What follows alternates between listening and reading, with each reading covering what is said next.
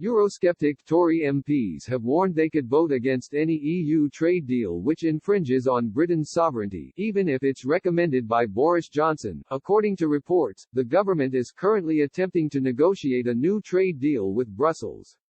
This would come into effect when the Brexit transition period finishes at the end of the year. However, talks remain deadlocked over European access to British fishing waters and the EU's demand for a regulatory, level playing field.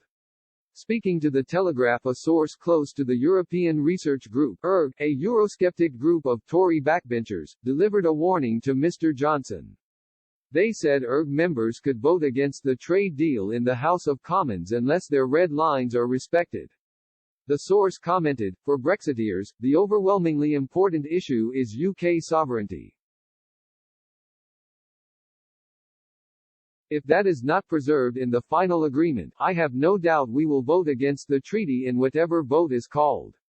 Whilst Britain formally left the EU at the end of January, it remains in a Brexit transition period until the end of this year.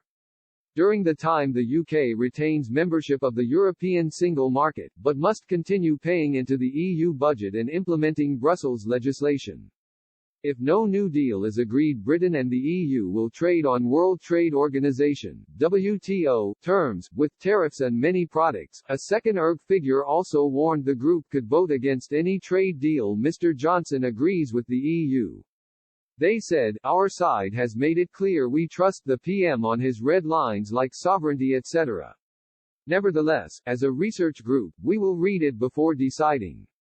In the unlikely event it does not respect sovereignty, MPs would vote against. If the ERG does oppose a trade deal agreed by Mr. Johnson, he may need the help of Labour MPs to get it through Parliament."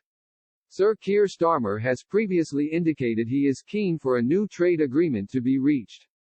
Brexit Party leader Nigel Farage has warned, Brexit is now in peril, amidst rumours of a compromise.